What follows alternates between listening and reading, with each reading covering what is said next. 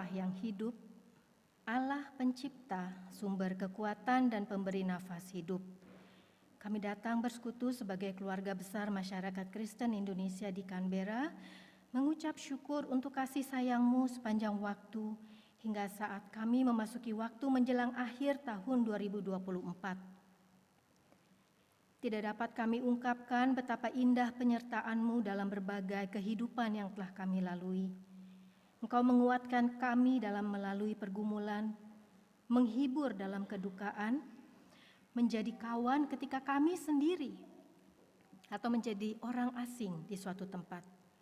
Engkau menjadi keluarga kami, Engkau menjagai keluarga kami yang jauh di Indonesia, di state lain di Australia, atau di belahan dunia manapun di dunia ini, kala kami tidak bersama dengan mereka. Engkau menjadi tabib dalam kelemahan fisik kami. Engkau gembala, Engkau guru, Engkau sobat, Engkau kekasih jiwa kami, dan Engkau Bapa kami. Terima kasih Bapa untuk kasih setia-Mu. Saat ini kami juga mohon ampun atas segala kelalaian dan kegagalan kami untuk mengasihi Engkau, Tuhan Allah kami, dengan segenap hati, jiwa, dan dengan segenap akal budi kami. Ketika kami gagal mengasihi sesama kami seperti kami mengasihi diri kami sendiri, dan dalam bertutur kata yang tidak semena dan tidak mendatangkan damai, ampuni kami ya Tuhan. Dalam banyak hal kami sering mengandalkan kemampuan dan kekuatan kami sendiri. Ampuni kami Tuhan. Biarlah kami senantiasa diingatkan akan teladan kasih dan pelayanan-Mu, sehingga tambah hari, tambah kami dapat hidup dalam kebenaran yang Engkau ajarkan. Kami undang Engkau hadir dalam ibadah ini, menyertai saudara-saudara kami yang masih dalam perjalanan, bahkan yang belum sempat hadir hari ini. Kami siap memuji-Mu, mendengar sabda-Mu, terlebih menjadi pelaku firman-Mu. Di dalam nama Yesus Kristus kami berdoa. Bersama kita katakan, amin. Pujian dari paduan suara PMKIC dengan judul Dia.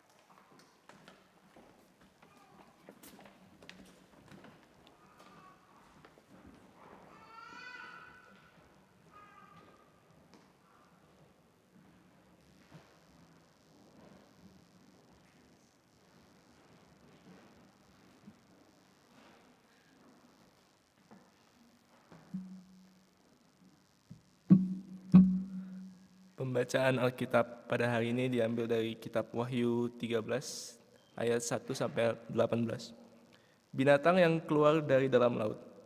Lalu aku melihat seekor binatang keluar dari dalam laut, bertanduk 10 dan berkepala 7. Di atas tanduk-tanduknya terdapat 10 mahkota dan pada kepalanya tertulis nama-nama hujat. Binatang yang kulihat itu serupa dengan macan tutul dan kakinya seperti kaki beruang dan mulutnya seperti mulut singa. Dan naga itu memberikan kepadanya kekuatannya dan tahtanya dan kekuasaannya yang besar. Maka tampaklah kepadanya satu dari kepala-kepalanya seperti kena luka yang membahayakan hidupnya.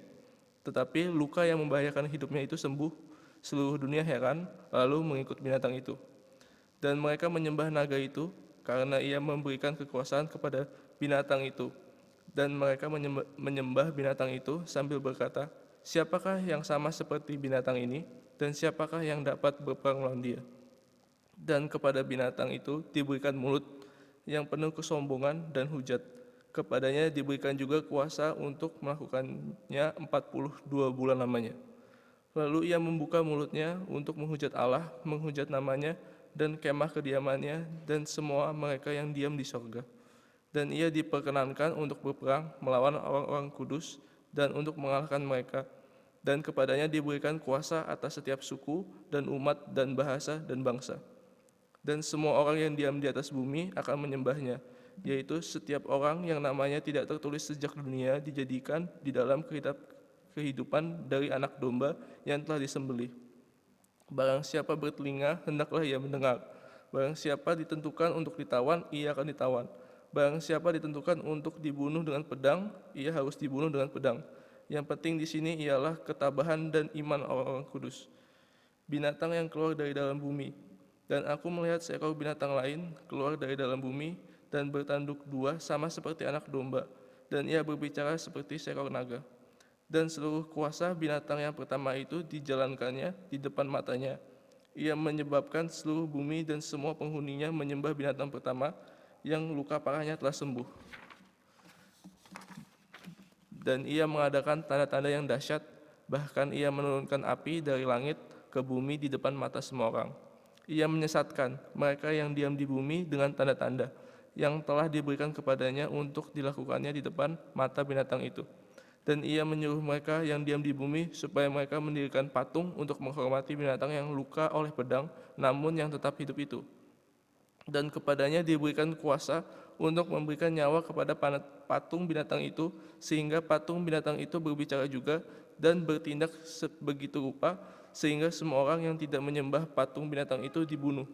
Dan ia menyebabkan sehingga semua orang kecil atau besar, kaya atau miskin, merdeka atau hamba diberi tanda pada tangan kanannya atau pada dahinya, dan tidak seorang pun yang dapat membeli atau menjual selain daripada mereka yang memakai tanda itu, yaitu nama binatang itu atau bilangan namanya. Yang penting di sini ialah hikmat. Barang siapa yang bijaksana, baiklah ia menghitung bilangan binatang itu, karena bilangan itu adalah bilangan seorang manusia, dan bilangannya ialah 666. Demikianlah pembacaan Alkitab pada hari ini.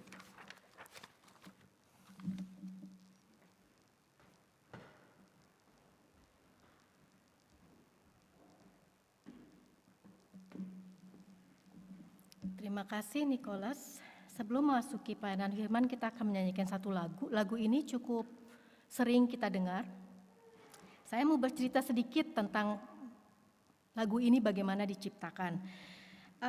Ada seorang Presbyterian minister yang bernama Alfred Akeley yang menjadi pencipta lagu ini. Pada satu saat dia ditanyai oleh seorang pemuda Yahudi. Pertanyaannya seperti demikian. Why should I worship a dead Jew? Lalu Akeley menjawab, saya tertarik dengan pertanyaannya, bukan pertanyaannya karena gitu, tapi jawabannya gini, but Jesus lives, He lives, I tell you. He's not dead, but He lives here and now. Jesus Christ is more alive today than ever before. I can prove it by my own experience, as well as by the testimony of the countless thousands. Semoga ini juga menjadi satu kesaksian bagi kita masing-masing yang punya kesaksian untuk mengatakan bahwa dia hidup. Lagunya dalam bahasa Indonesia diterjemahkan dengan judul Junjungan yang Kupilih. Saya undang kita semuanya bangkit berdiri.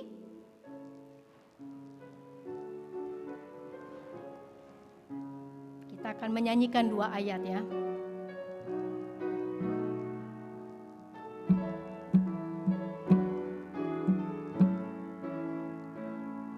Junjungan yang kupilih, Yesus ku penebus, yang bangkit dari mati, berkuasa seterus. Kendati banyak orang mengejek mencela, ku ikut suaranya lembut mesra. Benar-benarlah hidup Yesusku, bersamaku di jalanku, suaranya ku dengar. Benar-benarlah hidup Yesusku, di mana Dia ku dengar, di dalam hatiku.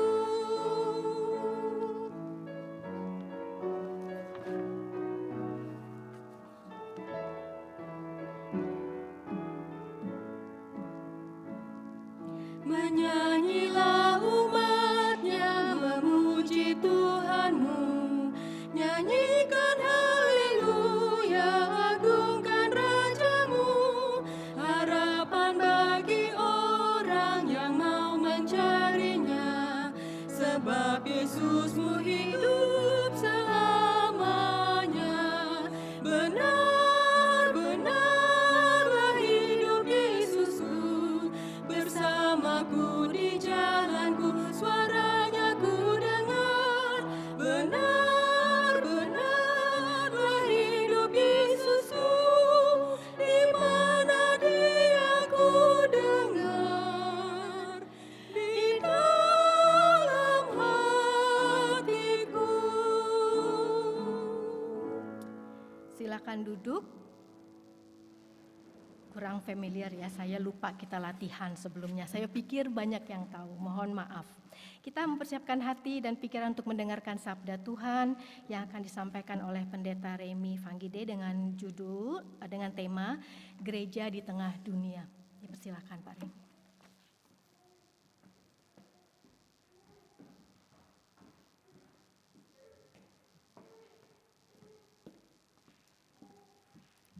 Terima kasih.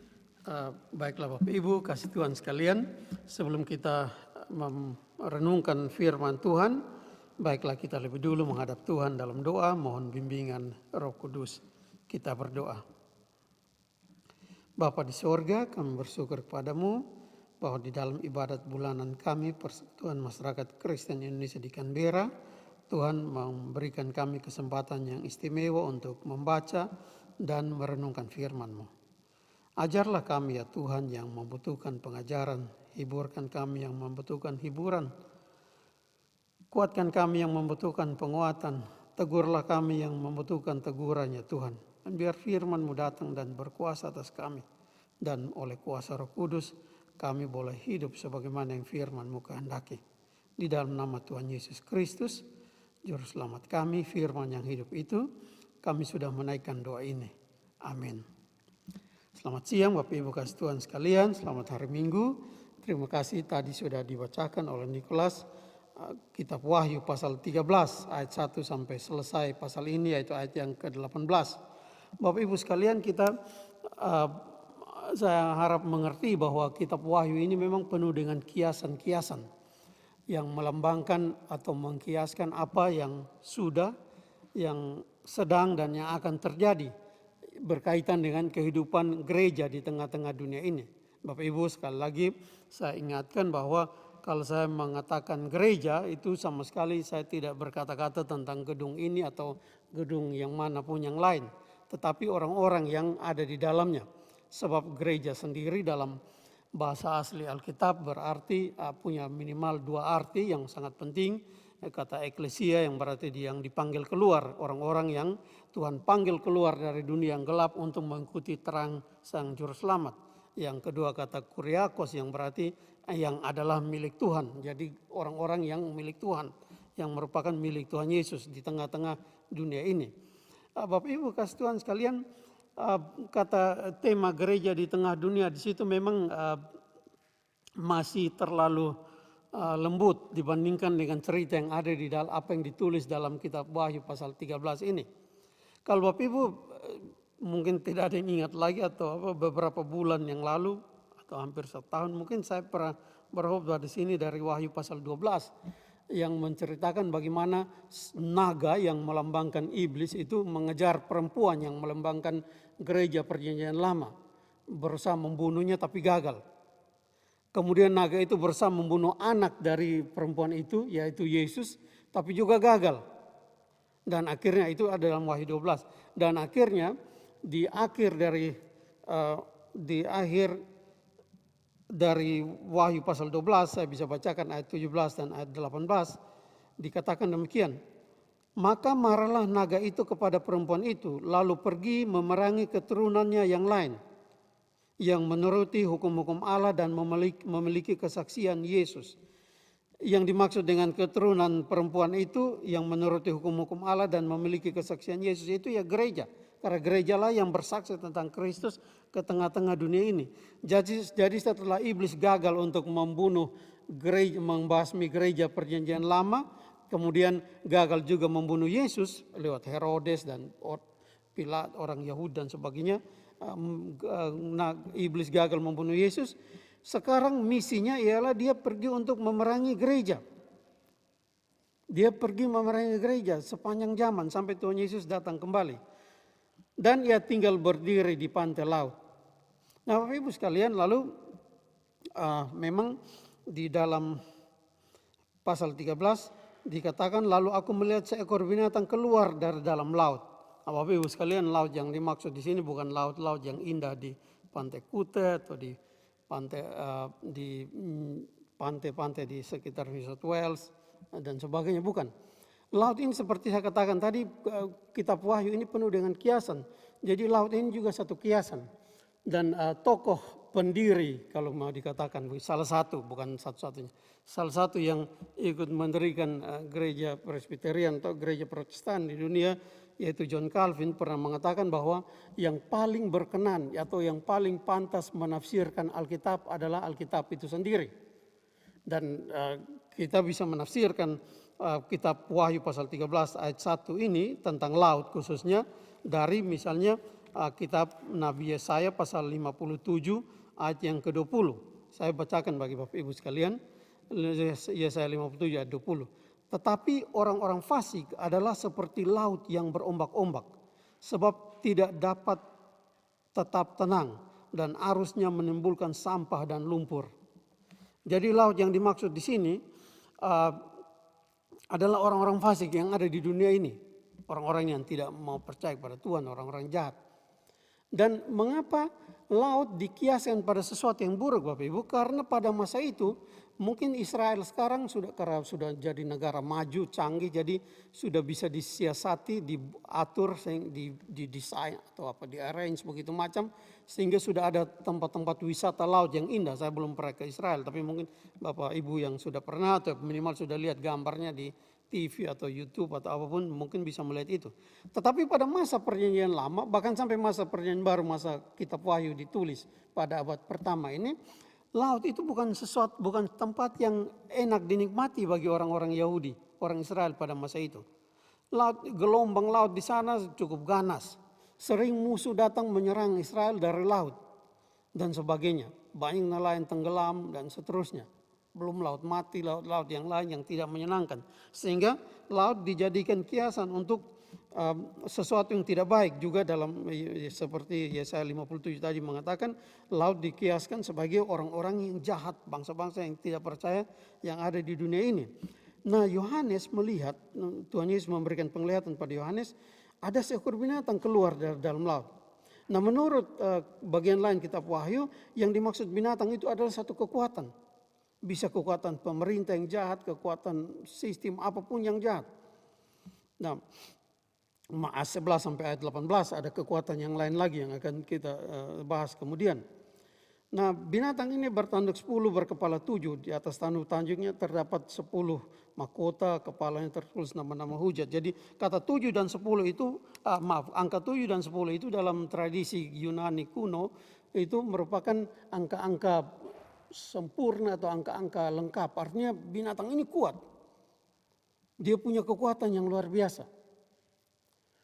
Dan semua teolog menafsirkan binatang ini sebagai kekuatan pemerintah satu atau banyak negara, bukan cuma satu, tidak mesti cuma satu negara, tapi banyak negara.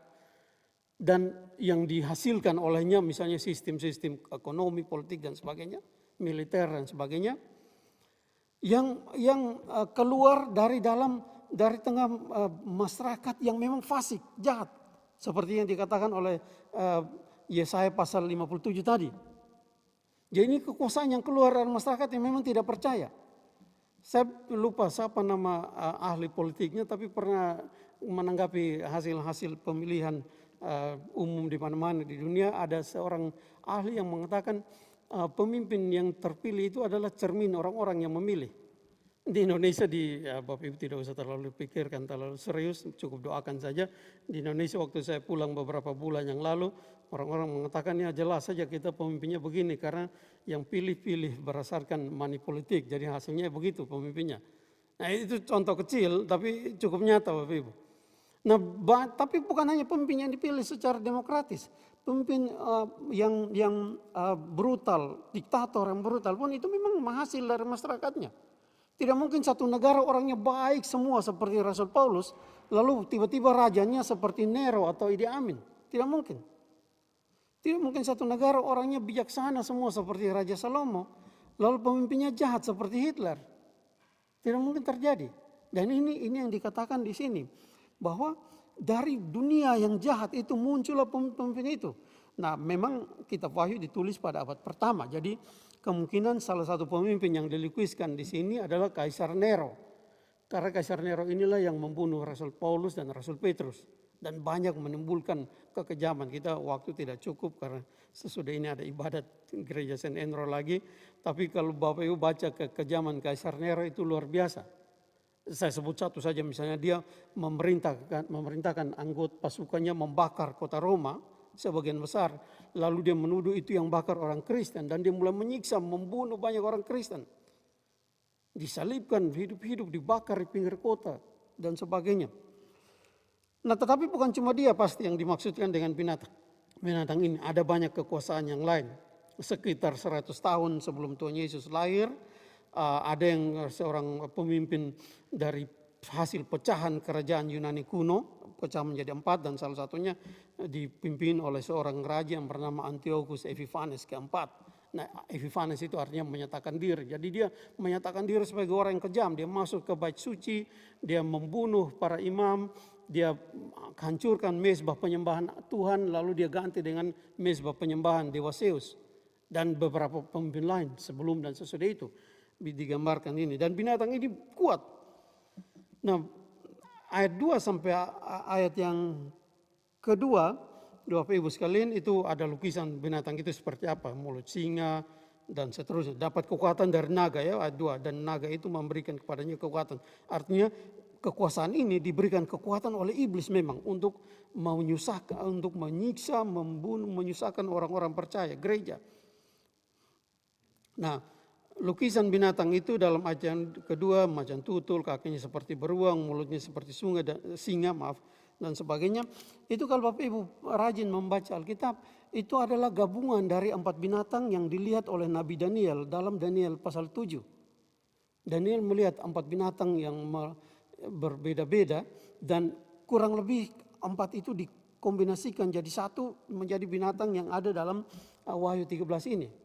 Nah semua penafsir Alkitab mengerti bahwa yang dimaksudkan 4 binatang yang dilihat oleh Nabi Daniel dalam Daniel pasal 7 itu melukiskan 4 kerajaan besar yang sempat menjajah atau sempat menyusahkan Israel, yaitu kerajaan Babylon, kerajaan Persia, kerajaan Yunani dan kerajaan Roma.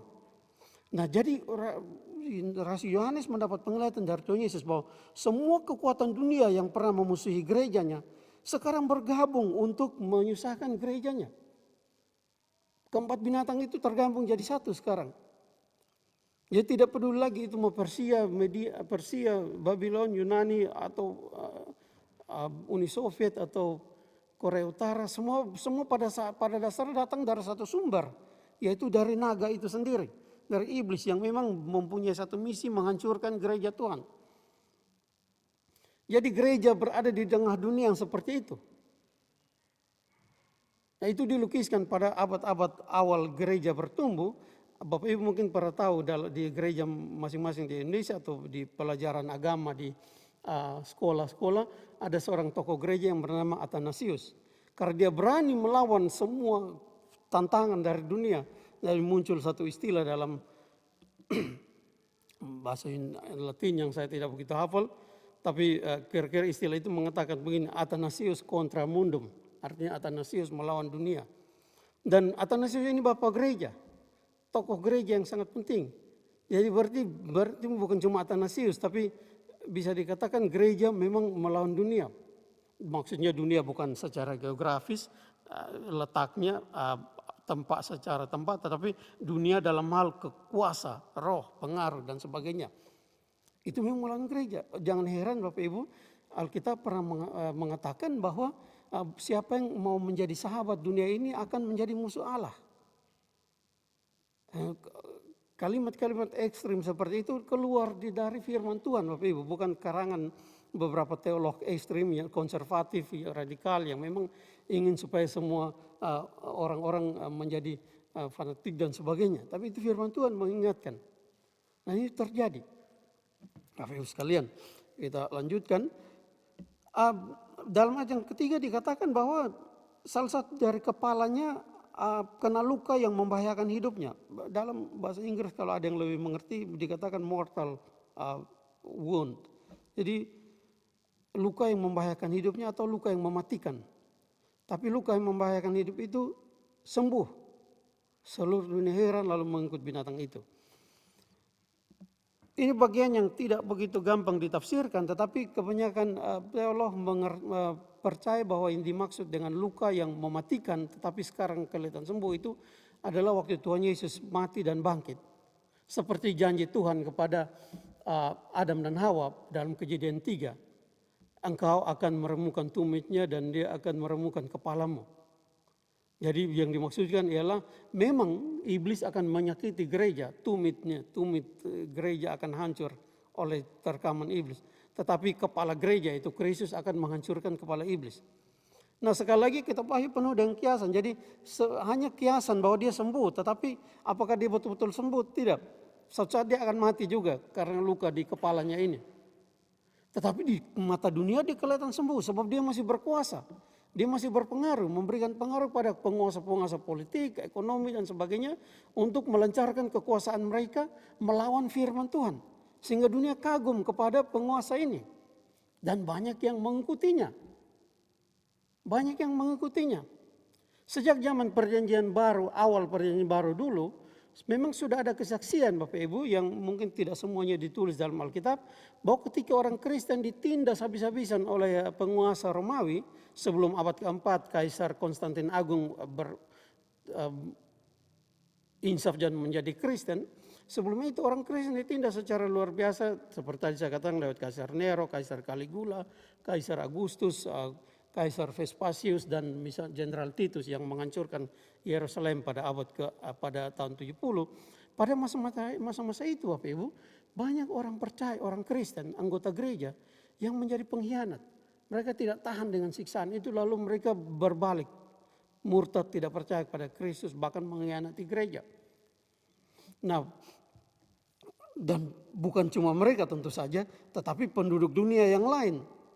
Warga kerajaan Roma pada masa itu juga bangsa-bangsa lain. Bahkan sampai saat ini banyak orang yang entah yang mengaku Kristen atau yang memang mengaku tidak percaya, yang mengikuti kuasa-kuasa seperti itu. Mereka lebih suka mengikuti pengaruh-pengaruh politik, ekonomi, dan sosial dan sebagainya kalaupun itu semua membuat mereka melawan perintah Tuhan. Dan itu sering terjadi. Itu sering terjadi, Bapak Ibu bisa tafsirkan sendiri. Banyak penguasa di dunia memang melarang orang beribadat. Itu ada. Kekuasaan ekonomi membuat orang kadang tidak ingat beribadat lagi. Karena pada hari di mana harus beribadat, orang disuruh pergi untuk mencari uang dan sebagainya. Kekuasaan sosial juga demikian. Merasa tidak enak, mungkin diundang untuk ini, untuk itu, lalu skip dulu minggu ini, minggu depan saja kebaktiannya. Dan seterusnya Bapak Ibu. Jadi walaupun tidak dengan cara yang sama, tapi ular ini, naga ini masih memberi kuasa pada berbagai kekuatan sampai pada masa kini. Bapak Ibu kasih Tuhan sekalian. Banyak uraian lain yang tidak mungkin saya uraikan satu demi satu, sebab seperti yang saya katakan tadi, sesudah ini ada ibadat St. Andrew, gereja St. Andrew sore. Nah, seperti misalnya binatang itu menghujat, mulutnya penuh hujatan, ya itu memang kekuasaan itu sering menghujat Tuhan. Kamu mau ikut Tuhan, mau alim, mau ini, tidak mau korupsi, ya sudah, tidak mau manipulasi, ikut bermain, ya sudah, tidak dapat jabatan. Itu salah satu contoh saja. Ada banyak lagi contoh yang lain. Nah, Bapak Ibu sekalian, berdoalah supaya Tuhan berikan kita semua kekuatan. Nah, tapi oke, kita meloncat pada ayat yang ke-7, dikatakan dia diperkenankan. Jadi artinya ini atas perkenanan Tuhan, bukan karena kuasa kekuatannya sendiri. Atas perkenanan Tuhan dia berperang melawan orang-orang kudus. Siapa orang-orang kudus ini Bapak Ibu? Bukan cuma Rasul Petrus, Paulus, Stefanus, Yohanes dan sebagainya. Bapak Ibu ingat bahwa dalam pengakuan iman kita mengaku bahwa gereja adalah persekutuan orang kudus. Gereja yang kudus dan persekutuan orang kudus. Walaupun kita ini orang-orang berdosa, tapi kita dianggap kudus di hadapan Allah sebagai gereja. Karena apa? Karena kita dikuduskan oleh darah Kristus. Jadi kalau orang-orang mengaku iman bahwa gereja itu adalah persekutuan orang kudus, jangan merasa heran karena kemarin saya masih buat dosa, tapi jangan juga merasa sombong karena seolah-olah saya lebih baik dari tetangga saya yang lebih berdosa. Tapi dengan rendah hati kita bersyukur bahwa kita disebut persekutuan orang kudus karena kita dikuduskan oleh darah Kristus. Nah, mereka lah yang diperangi oleh binatang ini, oleh kekuasaan ini. Jadi kita memang melihat berbagai kekuasaan politik, ekonomi di beberapa tempat langsung kekuasaan administrasi negara yang melawan gereja. Tapi di negara-negara barat atau negara demokrasi umumnya itu biasanya bukan pemerintah yang langsung melawan gereja, umumnya bukan. Tetapi sistem-sistem yang tercipta, yang diberikan kekuatan oleh pemerintah untuk berkuasa, mungkin maksudnya baik. Saya tidak mengatakan pemerintah dengan maksud jahat memberikan kekuatan pada bisnis tertentu atau adat istiadat sosial tertentu, bukan. Tetapi kekuatan seperti itu mendapat kuasa dari pemerintah, tapi aslinya dapat kuasa dari iblis untuk merusak iman kita. Syukur tidak semuanya. Ya kita masih bisa berhidup dengan cukup normal. Walaupun kadang-kadang terpaksa kita nyerempet sedikit, melawan firman Tuhan sedikit demi untuk mengikuti semua sistem yang harus kita jalani untuk hidup di dunia ini. Bapak Ibu sekalian,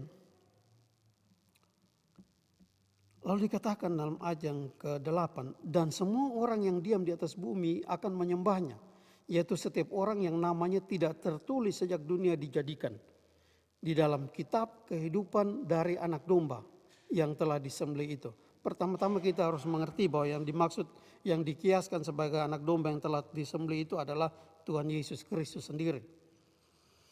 Jadi akan ada banyak orang yang dengan rela hati mengikuti sistem dunia ini untuk menentang firman Tuhan. Tadi saya hanya berikan beberapa contoh, Bapak Ibu bisa cari contoh sendiri, mau itu sistem politik negara, mau sistem ekonomi, sistem sosial dan sebagainya, yang membuat kita tidak sesuai dengan firman Tuhan. Dan kita memang saya memang melihat bahwa mungkin saya juga kadang-kadang ya Tuhan ampuni kita semua yang harus bertobat dan memang kadang-kadang di tengah dunia ini dengan segala sistemnya kita, pada saat kita berada di tengah banyak orang, entah itu soal politik, soal sosial, pergaulan, ekonomi, kita sering dengan sengaja mengabaikan sedikit firman Tuhan supaya bisa ikut arus di dalamnya. Nah, ini surat ini menjadi peringatan bagi kita. Kita harus berbalik dari itu, Bapak Ibu. Sebab orang yang terus-menerus seperti itu adalah orang-orang memang namanya tidak pernah tercatat di dalam buku kehidupan anak domba Allah. Kalau seumur hidup Bapak Ibu selalu mengikuti apapun itu sistemnya. Dan selalu mengabaikan firman Tuhan. Demi kekeluargaan, demi ekonomi, demi kekuasaan politik dan sebagainya. Kalau orang yang terus-menerus seperti itu, kemungkinan memang bukan orang yang diselamatkan. Namanya memang tidak pernah tertulis dalam buku kehidupan anak domba Allah. Itu yang disaksikan oleh kitab Wahyu. Dan itu harus menjadi perhatian kita semua, Bapak Ibu. Bapak Ibu kasih Tuhan sekalian. Ayat 10 ini ayat yang mengerikan. Ayat 9 sudah ada peringatan. Barang siapa bertelinga hendaklah ia mendengar. Artinya penulis kitab Wahyu ini memang Yohanes yang menulis, tapi penglihatan ini datang dari Tuhan Yesus. Tuhan Yesus sendiri mengingatkan kita, yang saya sudah ciptakan telinga, tolong dengar baik-baik firman ini. Artinya apa? Artinya kita akan menjawab di hadapan Dia pada harinya, hari penghakiman. Apakah kita dengar atau tidak dengan baik firman ini. Nah, Bapak Ibu kasih Tuhan sekalian, ayat yang ke-10 agak mengerikan, tetapi kita percaya kita semua yang sungguh-sungguh ikut Tuhan dilindungi oleh kuasanya. Ayat 10 mengatakan, barang siapa ditentukan untuk ditawan, ia akan ditawan. Barang siapa ditentukan untuk dibunuh dengan pedang, ia harus dibunuh dengan pedang. Dengan ini kita melihat, seperti beberapa teolog mengatakan, bahwa Tuhan dalam misinya di tengah dunia ini, yang paling utama Tuhan inginkan adalah kesetiaan kita, bukan ketenangan, kebahagiaan, dan keamanan kita.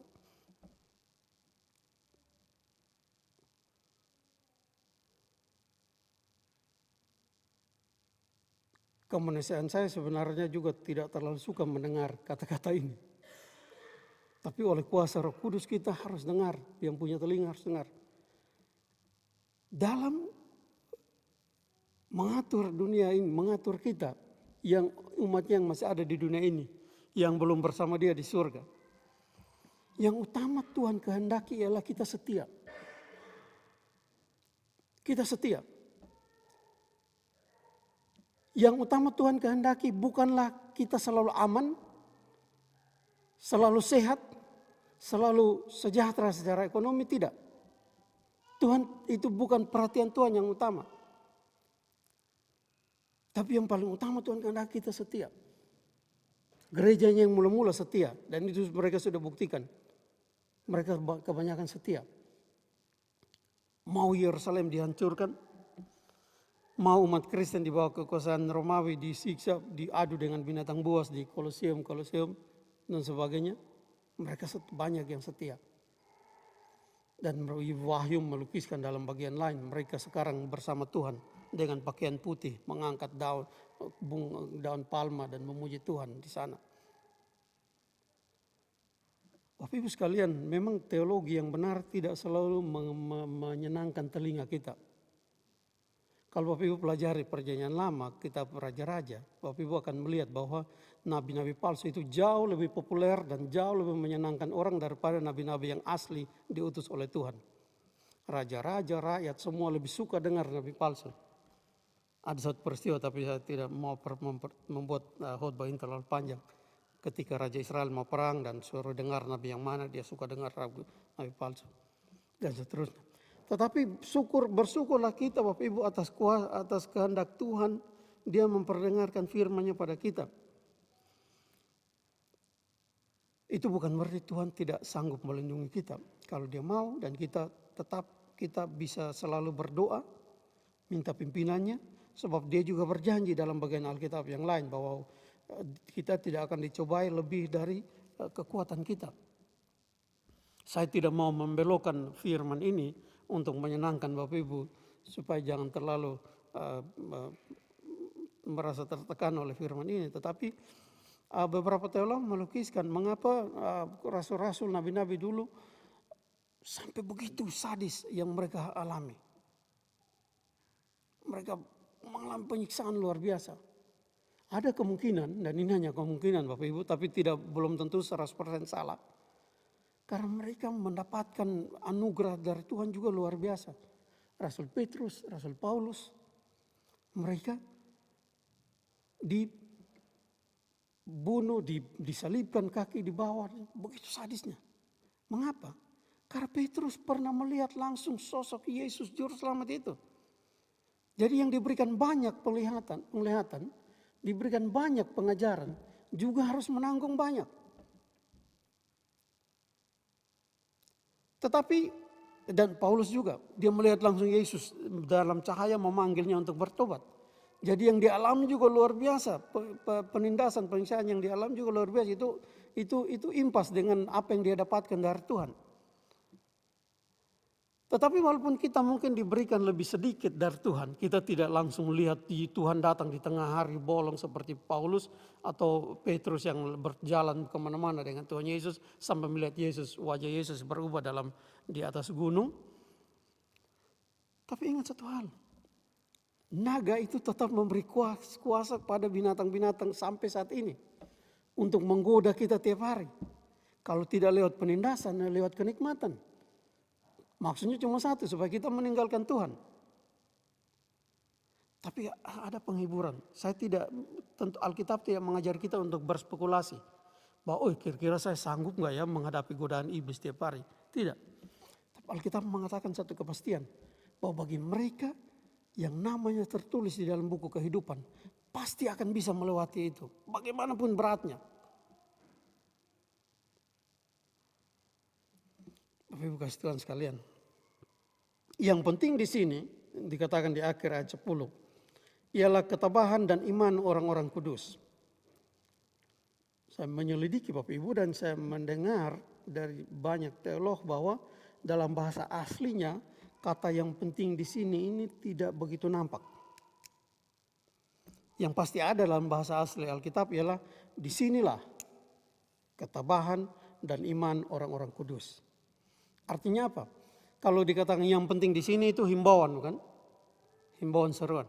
Yang penting di sini kalian semua harus taat, tabah. Tapi kalau langsung dikatakan disinilah ketabahan dan iman orang-orang kudus. Artinya Tuhan menyatakan bahwa pada saat kamu mengalami pencobaan, kamu yang namamu tertulis dalam kitab kehidupan anak domba. Pada saat kamu menghadapi pencobaan, tidak ada spekulasi, mungkin sanggup, mungkin gagal. Tidak. Tapi aku pasti memberi kamu kekuatan, ketabahan, dan iman untuk menghadapi semuanya. Jadi sekarang Bapak Ibu bisa melihat, kalau selama ini sudah menghadapi berbagai tantangan, cobaan, mungkin ancaman, dan sebagainya, tapi masih taat. Walaupun jatuh bangun, tetap berbangun, berjalan, dan mengikuti Tuhan dengan setia. Itu merupakan tanda yang samar-samar mulai kelihatan bahwa nama kita memang ditulis di dalam buku kehidupan anak domba Allah. Bukan karena kita lebih baik dari orang-orang yang tidak taat dan murtad itu. Bukan.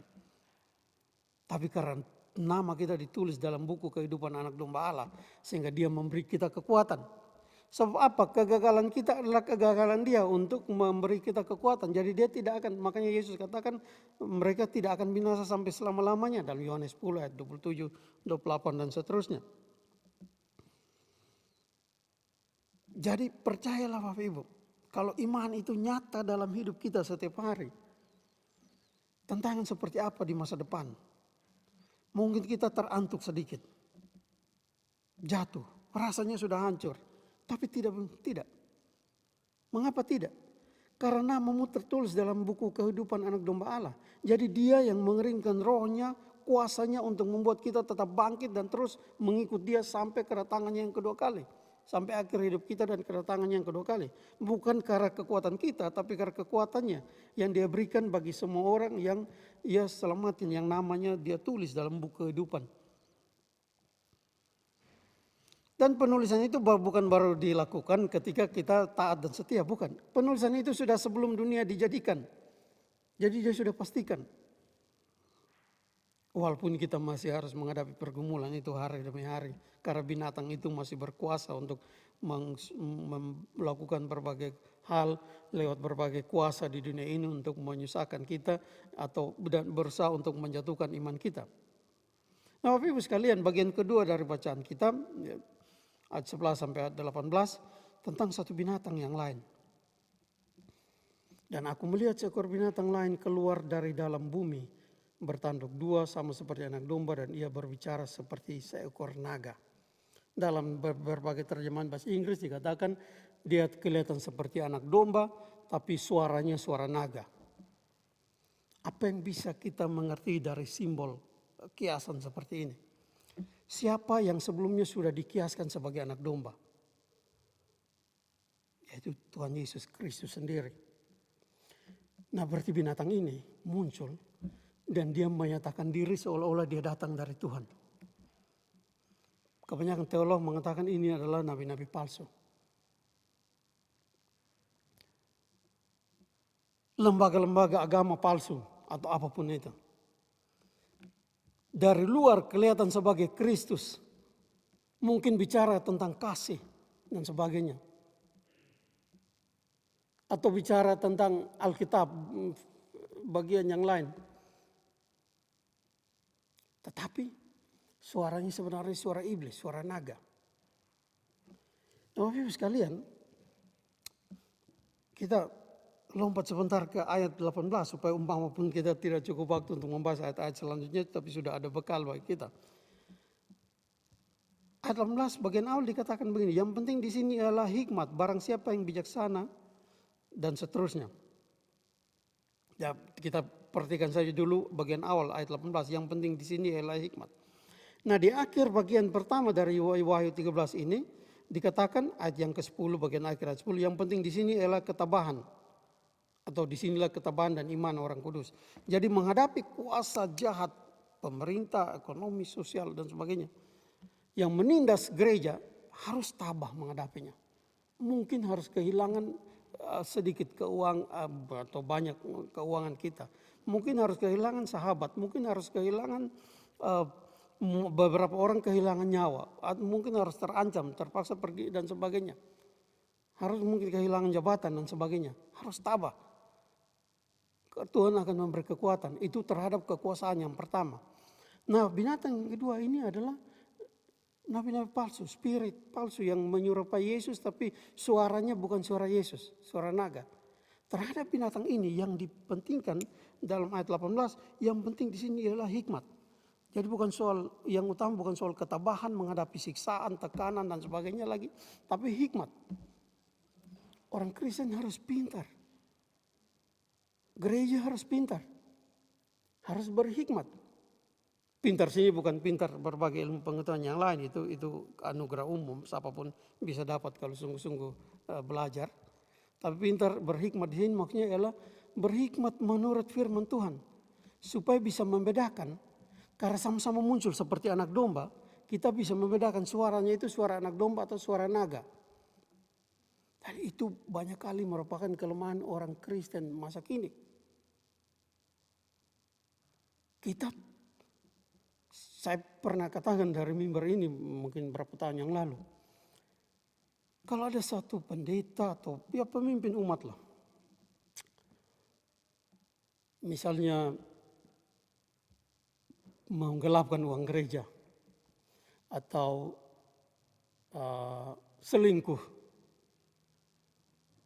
Ya itu dua contoh yang paling ekstrim. Atau apapun yang lain. Tapi itu semua orang yang tahu, yang lihat pasti akan tahu bahwa itu salah. Oh salah ini. Masa pendeta begitu? Salah. Kalau bisa umpama pun masih mau dipakai sebagai pendeta ya dibatasi. Saya ingat di bergereja di Belanda misalnya waktu orang seperti itu tidak boleh jadi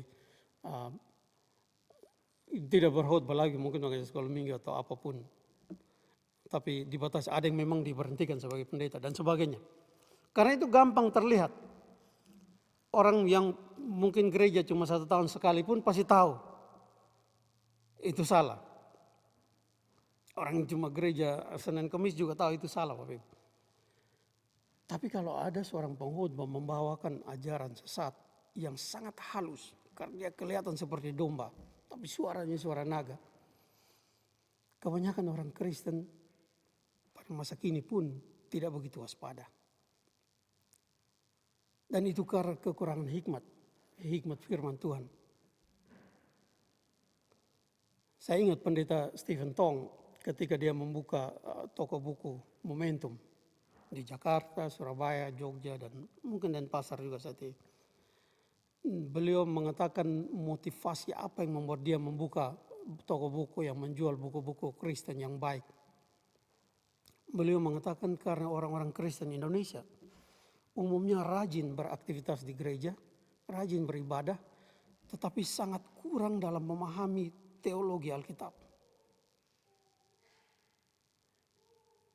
Itu bisa kedengaran ringan, tapi bisa kedengaran sangat berat kalau Bapak Ibu pernah membaca kitab Hosea pasal 4 ayat yang ke-6. Terjemahan bahasa Indonesianya agak dibuat lembut sehingga tidak begitu menggigit. Umatku binasa karena tidak mempunyai pengenalan. Tapi terjemahan karena semua mengerti bahasa Inggris, saya sebut terjemahan dalam bahasa Inggris Hosea 4 ayat 6. My people are destroyed for lack of knowledge. Umatku hancur, binasa karena tidak punya pengetahuan. Pasti semua tahu bahwa yang dimaksud Tuhan kepada Nabi Hosea di situ bukan pengetahuan geografi atau matematika, bukan? Bukan. Bukan pengetahuan akuntansi atau manajemen dan semua, bukan. Tapi pengetahuan tentang Dia.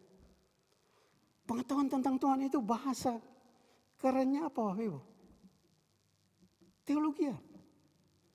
Oleh karena itu ada seorang teolog di Amerika yang mengatakan gereja itu, salah satu penyebab gereja mundur ialah karena teologi menghilang dari dalam gereja. Jemaat sudah tidak mengerti apa-apa lagi tentang teologi. Bahas Trinitas tidak tahu, bahas predestinasi tidak tahu, bahas yang lebih ringan sedikit sola gratia tidak tahu, sola fide, sola scriptura tidak tahu lagi. Dalam keadaan itu Tuhan katakan waktu bangsa Israel Utara mau dimusnahkan selamanya, tidak pernah muncul lagi. Tuhan katakan pada Nabi Hosea, umatku binasa karena tidak mempunyai pengetahuan. Karena engkau imam menolak untuk menerima dan memberikan pengetahuan kepada umat. Di sini Tuhan Yesus ingatkan umatnya lewat Rasul Yohanes. Yang penting di sini ialah hikmat. Orang Kristen harus rajin mendalami, mempelajari firman Tuhan. Karena kalau kekuatan dari binatang pertama itu tidak mendatangi kita, menyiksa kita supaya murtad semua, maka binatang kedua yang akan datang untuk membodohi kita lewat ajaran-ajaran yang tidak alkitabiah, tapi kelihatannya baik karena yang membawakannya kelihatan manis, nice, kelihatan rohani dan sebagainya. Tampangnya seperti anak domba walaupun suaranya adalah sebenarnya suara naga. Kalau binatang pertama tidak mendatangi kita karena kita hidup di 2 negara demokrasi, Australia dan Indonesia. Hati-hati, binatang kedua pasti sedang merecoki kita. Karena kita tidak begitu dalam memahami firman Tuhan. Tidak ada ceritanya hikmat datang bagi orang yang baca Alkitab hanya seminggu sekali, Bapak Ibu. Tidak ada itu. Tidak ada ceritanya orang berhikmat dalam firman Tuhan kalau baca Alkitab sebulan 3 kali. Tidak ada. Padahal di sini Tuhan Yesus sendiri mengingatkan oleh Rasul Yohanes. Yang penting di sini ialah hikmat. Nah, binatang itu bisa berbuat berbagai cara seperti yang dilukiskan dalam ayat 12 dan seterusnya sampai ayat yang ke-17. Salah satunya dia mempengaruhi, dia membuat orang-orang mengikuti kekuasaan yang pertama. Banyak contoh, kita tidak punya cukup waktu untuk membahasnya.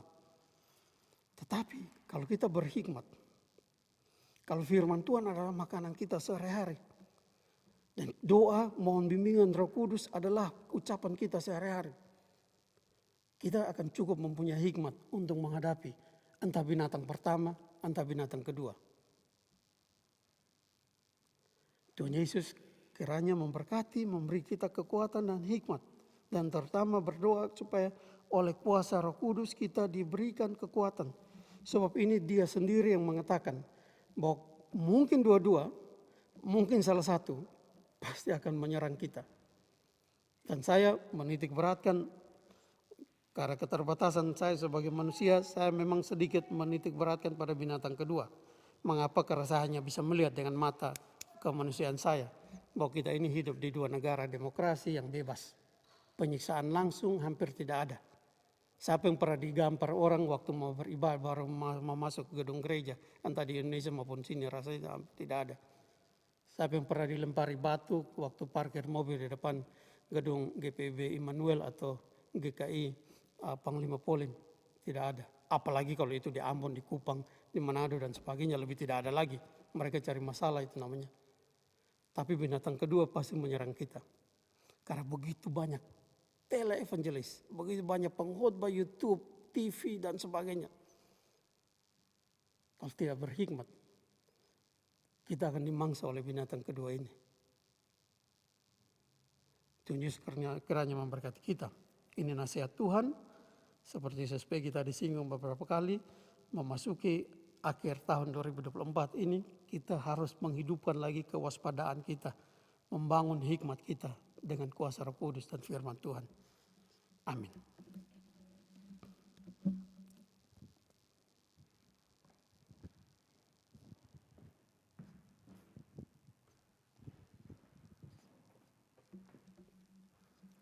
Terima kasih Pak Pendeta Remi untuk firman-Nya. Untuk saya cukup berat ya, saya cuma ingat satu, waspada. Kita akan mendengarkan kesaksian solo instrumental ya dari Slamet dengan judul Pribadi yang Mengenal Hatiku.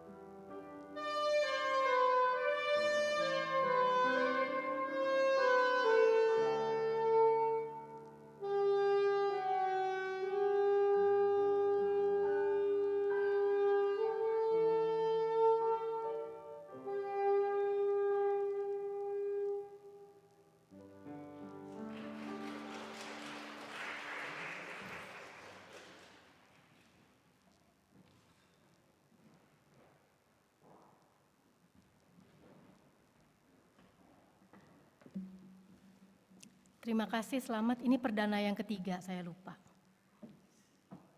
Kali pertama solo instrumen. Saya mau bercerita lagi sedikit tentang satu lagu. Lagu yang berjudul Ku Berbahagia, ini akan menjadi lagu kita untuk persembahan. Sebagian besar dari kita tahu lagu ini. Kalau untuk kalangan GPIB sama GKI ini dibilang lagu kebangsaan. Hampir setiap ibadah rumah tangga atau ibadah apapun lagu ini selalu dinyanyikan. Dan kita tahu, mungkin beberapa dari kita tahu, pencipta lagu ini nama lengkapnya Frances Jane Crosby, atau kita lebih sering kenal dengan nama Fanny Crosby. Usia 3 bulan mengalami kebutaan. Ketika dia belum mengerti apa-apa, dia sudah mengalami kebutaan karena malpraktek dari dokter. Usia 8 tahun dia kehilangan ayahnya dan sejak itu dia dipelihara oleh oleh neneknya, yang saya rasa bagian dari perjalanan dia yang Tuhan rancangkan adalah seorang nenek yang hidup dalam Tuhan. Sehingga dia selalu dibacakan cerita Alkitab dan dia bertumbuh dengan nenek yang menceritakan tentang kebesaran Tuhan. Lagu rohani ini diciptakan tahun 1873 ketika dia sedang mengunjungi seorang kawannya yang bernama Phoebe Palmer Knapp. Dalam pertemuan itu, seperti sekarang Ross sedang mainkan, dia memainkan melodi satu lagu, tapi dia belum punya liriknya. Lalu Fanny Crosby karena kedekatannya dengan Tuhan, tiba-tiba dia bilang, "Blessed assurance, Jesus is mine." Dan terus kata-kata itu mengalir sehingga menjadi satu lagu yang indah. Inti dari lagu ini adalah pada surga yang digambarkan sebagai perfect place where perfect submissions and perfect delight will be realized. Lagu judul bahasa Inggrisnya Blessed Assurance telah teruji melampaui abad dan dekade dan tetap menjadi salah satu lagu yang digemari dan dinyanyikan dalam berbagai kesempatan atau acara. Hari ini kita akan bersama menyanyikan lagu ini sebagai satu kesaksian bahwa kita warisnya telah ditebus menjadi ciptaan baru. Ayat pertama kita nyanyikan dengan tetap duduk, setelah itu akan ada interlude, kita dipersilahkan untuk memberikan persembahan ke depan atau melalui online. Dan setelah selesai saya akan mengundang kita semua berdiri, kita nyanyikan ayat 2 bersama-sama. Kita akan menyanyikan ayat 1 sambil mengucap syukur akan kebesaran Tuhan sebagai kesaksian kita.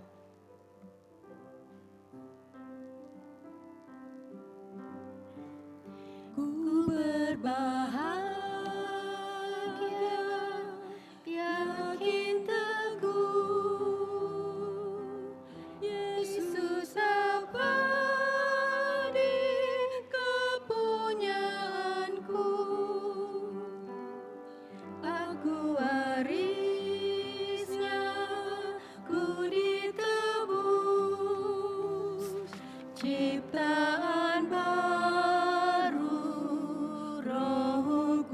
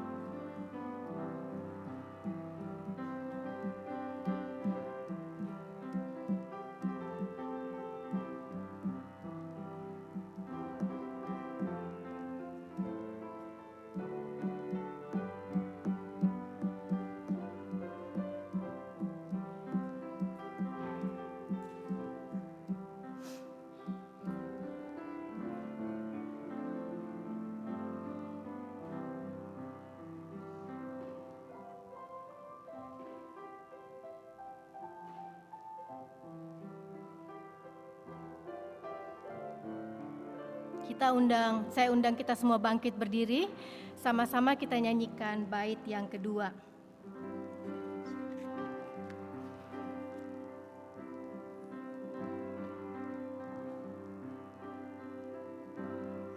Pasrah sempurna, nikmat penuh, suka sorgawi melimpahiku, lagu malaikat amat merdu, kasih dan rahmat besertaku.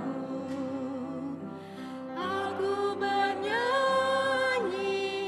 bahagia, memuji Yesus selamanya.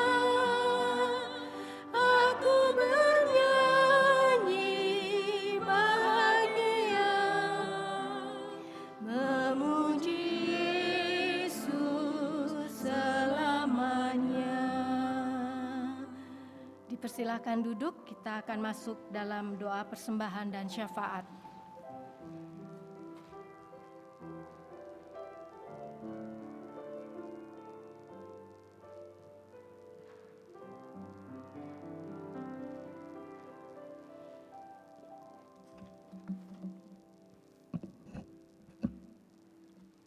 Mari kita tundukkan kepala kita. Terima kasih Tuhan, kami juga boleh memberikan persembahan kami. Pakai persembahan ini untuk menjadi alat untuk pelayan-Mu di muka bumi ini. Dalam doa syafaat ini kami juga mengucap syukur Tuhan untuk karena kebesaran Tuhan dan penuh kasih. Syukur kami panjatkan ke hadapan hadirat-Mu untuk kemurahan dan anugerah kasih karunia atas kami. Mengucap syukur atas ibadah yang boleh kami laksanakan pada bulan November ini dalam Persekutuan Masyarakat Kristen Indonesia di Canberra. Dalam persekutuan ini juga Tuhan telah memimpin kami sampai pada penghujung tahun 2024. Terima kasih Tuhan atas penyertaan Tuhan dan campur tangan Tuhan atas kami semua yang ikut berpartisipasi dan juga kami sebagai anggota PMKIC. Terima kasih Tuhan, kami telah mendengarkan firman-Mu. Bantu kami menjadi pelaku firman-Mu yang hidup dimanapun kami berada. Melalui firman ini kami juga semakin bertumbuh dalam kehidupan spiritual kami. Terima kasih juga untuk Pendeta Remi yang telah memberitakan firman-Mu. Tuhan juga pakai beliau dalam pelayanan dimanapun saja berada. Pada saat ini kami juga mengajukan doa-doa syafaat kami kepada-Mu Tuhan. Kami berdoa bagi anggota Persekutuan Masyarakat Kristen Indonesia di Canberra ini dan pengurus. Kiranya Kau memberikan kasih dan penyertaan-Mu kepada kami. Mengucap syukur atas pelayanan yang sudah dijalankan. Persiapan dalam memasuki, kami juga berdoa dalam memasuki masa Advent dalam rangka menyambut hari kelahiran-Mu. Dalam perenungan kami juga memasuki masa menyambut Natal dan juga tahun baru 2025. Kami juga berdoa Tuhan untuk rumah tangga kami. Kami juga berdoa untuk pendidikan anak-anak kami. Kami berdoa untuk anggota PMKC yang sedang menjalankan studi mereka di Canberra. Kami berdoa juga beserta dengan keluarga mereka yang ikut bersama. Teman-teman kami yang sedang mencari pekerjaan, kami berdoa juga untuk teman-teman kami yang sebentar lagi akan menyelesaikan studi mereka di Canberra ini. Terima kasih Tuhan. Dalam persekutuan ini, tolong kami juga menjadi penopang bagi saudara-saudara kami yang mengalami sakit dan dalam perawatan.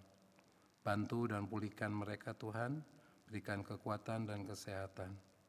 Kami juga berdoa untuk anggota PMKIC yang memasuki usia senja. Engkau berikan sukacita dan kesehatan bersama dengan keluarga. Tak lupa kami berdoa untuk orang tua kami dan keluarga kami di Indonesia. Kami yakin Tuhan bersama dengan mereka semua. Kami berdoa untuk Gereja Presbyterian di sini bersama dengan Pendeta Reverend David Campbell dan semua majelis yang ikut bersama dalam pelayanan. Tuhan memberkati mereka. Kami berdoa untuk bangsa dan negara kami di Indonesia. dalam memasuki pemerintahan yang baru bersama dengan Presiden Prabowo dan Wakil. Kami berdoa untuk masa depan negara kami dan bangsa negara kami. Biarlah kuasa-Mu nyata di tengah-tengah pemimpin kami yang baru, memberikan kedamaian, keamanan, dan kesejahteraan bagi kami semua. Kami berdoa juga untuk pelayanan gereja-gereja di Indonesia dengan segala tantangan yang mereka hadapi. Tuhan, kami yakin dan percaya tangan Tuhan juga beracara di dalamnya. Ketidakadilan dalam hukum, kesejahteraan bagi bangsa kami juga menjadi prioritas bagi para politisi partai di Indonesia. Tingkat kemiskinan yang naik, ketidakadilan dalam hukum dan petugas hukum. Bagi kami berdoa, Tuhan pulihkan negara kami. Kami juga berdoa untuk pemerintah Australia dari tingkat federal, state, dan council. Kami berdoa juga untuk program mereka untuk membantu keluarga dan anggota korban domestic violence atau homeless yang masih ada di negeri ini. Kami berdoa juga Tuhan untuk korban peperangan yang sedang terjadi di Rusia dan Ukraina, di Israel dan di Palestina, dan gejolak memanas yang ada di Timur Tengah, situasi politik yang di berbagai negara lainnya. Kiranya juga tangan Tuhan berbicara dalam upaya perdamaian. Bencana alam yang ada di Spanyol dan berbagai negara yang lain. Pakai kami Tuhan menjadi solusi untuk menjadi solusi dalam membantu mereka yang menjadi korban bencana alam. Kami berdoa juga Tuhan untuk kaum pengungsi yang hidup yang tergantung dalam bantuan, kaum pencari suaka di Amerika, di Eropa, dan di Australia. Karena korban perang, kemiskinan, dan juga penindasan atau karena penindasan kaum minoritas. Kami juga berdoa untuk pelestarian alam dan segala kekayaan yang ada di bumi ini, perubahan iklim dan cuaca yang menjadi tantangan di dunia ini saat ini. Bantu kami Tuhan untuk mengingat betapa kehidupan kami penuh dengan berkat dan sejahtera. Ajar kami bersyukur setiap hari dan menjadi garam dan terang dunia. Biarlah kami berdoa penuh dengan iman dan kepercayaan bahwa Allah memberikan dan memenuhi dengan segala kekayaan dan kemurahan Tuhan. Menolong kami menjadi pelaku firman-Mu yang hidup dimanapun kami berada. Dengar dan terimalah doa kami demi Yesus Kristus yang telah mengajar kami berdoa bersama. Bapa kami yang di surga, dikuduskanlah nama-Mu, datanglah kerajaan-Mu, jadilah kehendak-Mu di bumi seperti di surga. Berikanlah kami pada hari ini makanan kami yang secukupnya. Ampunilah kesalahan kami seperti kami juga mengampuni orang yang bersalah kepada kami. Dan janganlah bawa kami ke dalam pencobaan, tapi lepaskanlah kami daripada yang jahat. Karena Engkaulah yang punya kerajaan dan kuasa dan kemuliaan sampai selama-lamanya. Amin.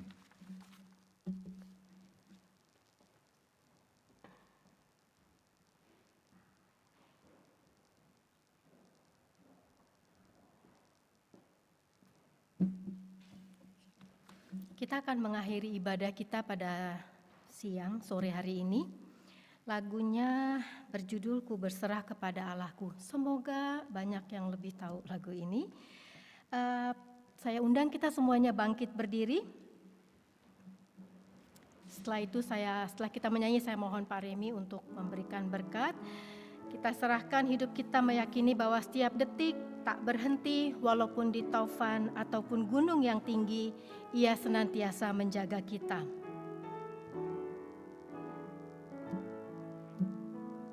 Ku berserah kepada Allahku, di darat pun di laut menderu. Tiap detik tak berhenti, Bapa Sorgawi terus menjagaku. Ku tahu benar, ku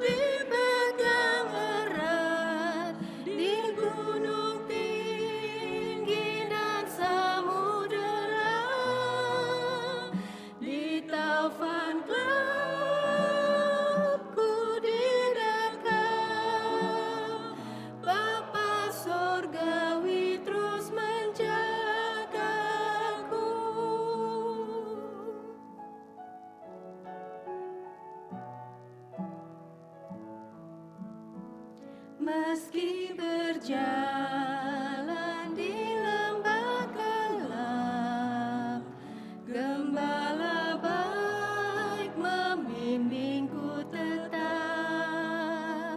Ku dihantar dan tak gentar, Bapa Sorgawi terus menjagaku. Ku tak benar, ku dipegang erat di gunung tinggi dan samudera, di taufan gelap ku didekap.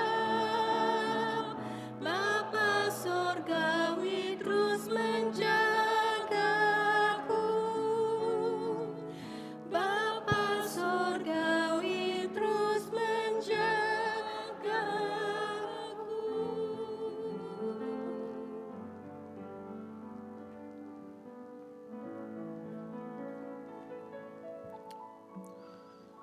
Bapak Ibu sekalian, pulanglah ke dalam kehidupan, tugas tanggung jawab masing-masing, dan terimalah berkat Tuhan. Kasih karunia Tuhan Yesus Kristus, kasih Allah Bapa dan persekutuan Roh Kudus, kiranya menyertai kita sekalian dari saat ini sampai selama-lamanya.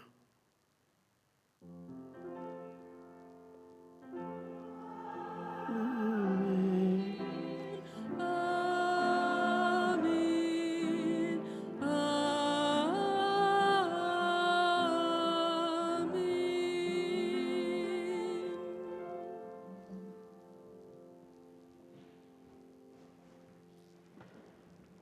Ibadah telah selesai, kita mohon perhatian sejenak untuk warta.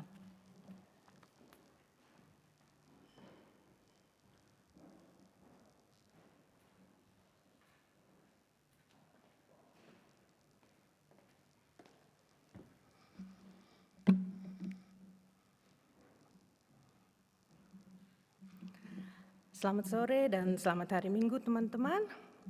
Pertama-tama pengurus mengucapkan banyak terima kasih kepada Pendeta Remi Fangidai atas pelayanannya di ibadah kita hari ini. Terima kasih banyak juga kepada semua yang sudah terlibat dalam acara sore hari ini, baik yang di gereja maupun di hall nanti.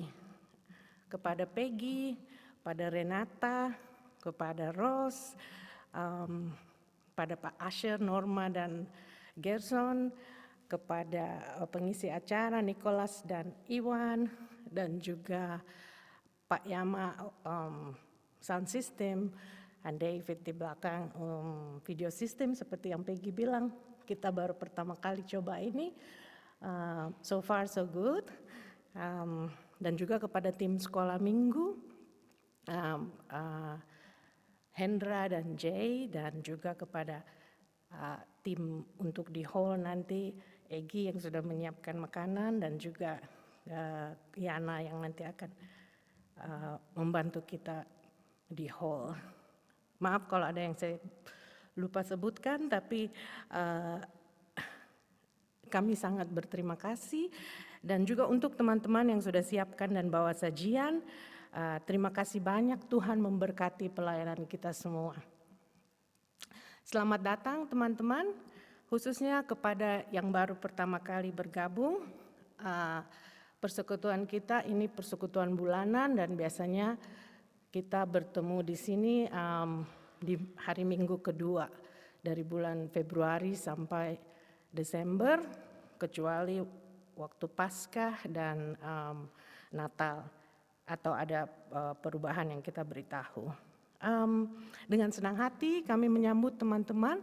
Kalau ada yang baru, biasanya kami mengundang untuk memperkenalkan diri, biasanya nama dan asal.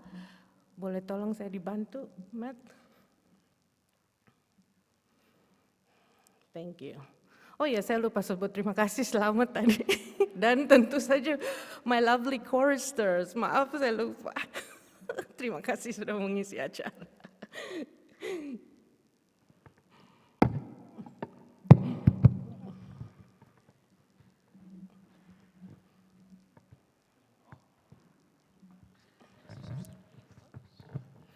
Hello, my name is Tamsin, and Eggy invited me today because, we know each other through our children's school. Welcome, Tamsin. Thank you for making me welcome.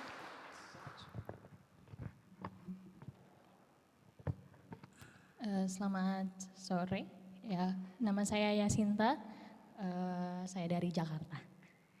Saya diundang abang saya dan mama saya di sini untuk bergereja di sini. Terima kasih. Selamat datang, Jacinta.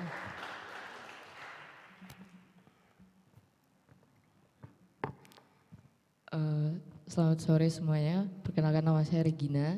Saya dari Solo. Kebetulan saya diajak ke sini bersama 3 teman saya ini. Terima kasih. Selamat datang, Gina.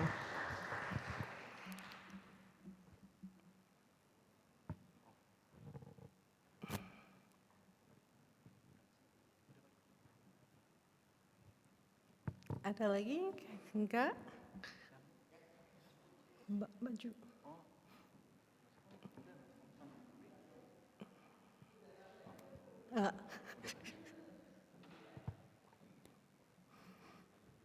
Selamat datang sekali lagi teman-teman. Kalau berkenan mengisi scan barcode, kita ada punya untuk kalau mau join kita punya grup WhatsApp, bisa hubungi saya atau di belakang ada barcode, mungkin sudah juga. Terima kasih. Selanjutnya ada beberapa poin tentang ibadah Natal kita seperti tertera di sini di layar.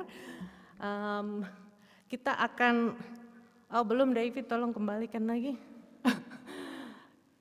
Kita kebaktian Natal akan berlangsung hari Sabtu 7 Desember jam 4 sore di ruangan ini dengan khotbah oleh Pendeta Ray Kaunang dari Sydney. Yang perlu saya sampaikan di sini adalah untuk persembahan Natal, tahun ini kolektor kita akan jadi bagian dari Christmas Bowl. Christmas Bowl mungkin teman-teman sudah familiar, adalah kegiatan tahunan NCCA atau Dewan atau Majelis Nasional Gereja-Gereja di Australia untuk membantu pengungsi konflik dan bencana di dunia melalui organisasi Act for Peace. Kegiatan ini sudah berlangsung selama 75 tahun. Kami mengajak kita semua untuk mendoakan dan mempersiapkan hati untuk membantu mereka yang berada di tengah krisis kemanusiaan. Sebagai bagian dari komunitas Kristen di Canberra, untuk acara Natal, pengurus akan juga mengundang gereja-gereja lokal. Kami mengajak teman-teman yang ingin mengundang home church-nya, mohon untuk memberikan kontak details-nya kepada kami dalam seminggu ke depan, karena rencananya undangan akan diedarkan di akhir minggu depan atau ya. Dan juga kami mengundang teman-teman untuk mengisi acara, mungkin solo atau grup, vokal grup, mungkin Horas. Jika berkenan mengisi acara, mohon hubungi pengurus dalam 2 minggu ke depan supaya kita bisa finalize acara. Terima kasih. Berikutnya, kebaktian perdana PMKIC untuk tahun 2025 kita akan mulai di minggu ketiga, tanggal 16. Tidak seperti biasanya di minggu kedua, karena mungkin kita sudah ketahui bersama, PMKIC akan jadi koordinator fundraising masyarakat Indonesia di Sate House di National Multicultural Festival. Jadi kita akan bertemu di minggu ketiga tanggal 16 Februari. Seperti yang sudah disampaikan, kami mengundang partisipasi teman-teman dalam kegiatan ini. Kami juga mengucapkan selamat buat teman-teman yang berulang tahun, merayakan anniversary, menyelesaikan studi, yang baru dapat pekerjaan, dan yang bersukacita atas keberhasilan dan berkat Tuhan di bulan November. Tuhan memberkati teman-teman semua. Laporan keuangan PMKIC untuk bulan November dapat dilihat di 2 slides di layar.